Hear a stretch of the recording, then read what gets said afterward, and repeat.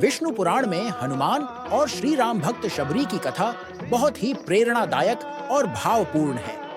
इस कथा में भगवान श्री राम की भक्ति, समर्पण और हनुमान की सेवा की अद्वितीय मिसाल मिलती है। शबरी एक आदिवासी महिला थी जो अपने सरल हृदय और प्रभु श्री राम के प्रति असीम भक्ति के लिए जानी जाती थी। जब शबरी का विवाह तय हुआ तो उसके मन में संन्यास लेने और प्रभु श्री राम की सेवा करने का विचार आया।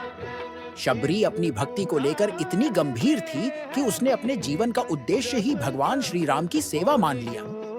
शबरी एक दिन अपने गुरु मुनि मतंग से मिली। मुनि मतंग ने शबरी की भक्ति को देखा और उसे आशीर्वाद दिया कि एक दिन भगवान श्री राम उसके आश्रम में अवश्य पधारेंगे।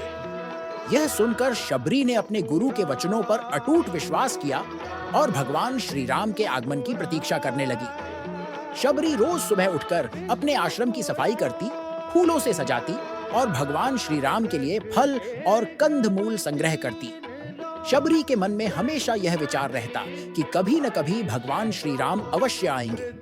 वर्षों तक वह इसी भक्ति भाव से भगवान श्री राम की प्रतीक्षा करती रही।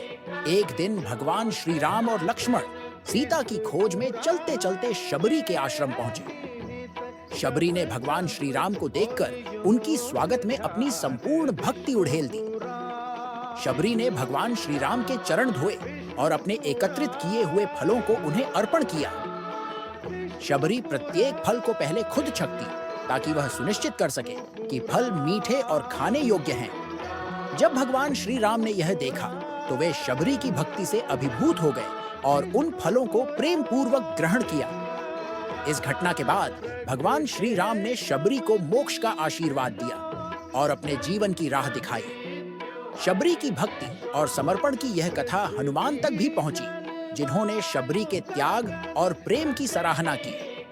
हनुमान, जो स्वयं भी भगवान श्री राम के परम भक्त थे, शबरी की इस भक्ति से बहुत प्रेरित हुए। हनुमान ने शबरी के समर्पण को अपने जीवन का आदर्श माना और भगवान श्री राम की सेवा में अपनी शक्ति और साहस का पूर्ण प्रयोग किया।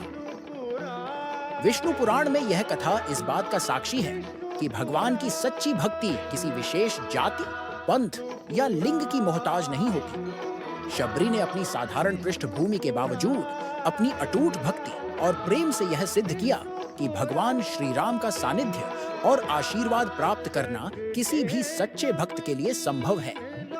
हनुमान और शबरी की भक्ति की यह कथा हमें यह सिखाती है कि भगवान की सेवा में सच्चा समर्पण और प्रेम ही सबसे बड़ा धन है।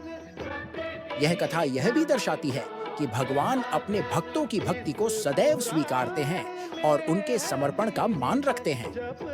शबरी की भक्ति की यह कथा विष्णु पुराण में इसलिए महत्वपूर्ण है क्योंकि यह हमें यह सिखाती है कि सच्ची भक्ति और समर्पण की कोई सीमा नहीं होती। हनुमान और शबरी दोनों ने अपने अपने तरीके से भगवान श्री राम की सेवा की और उनके प्रेम और समर्पण ने उन्हें अमर कर दिया।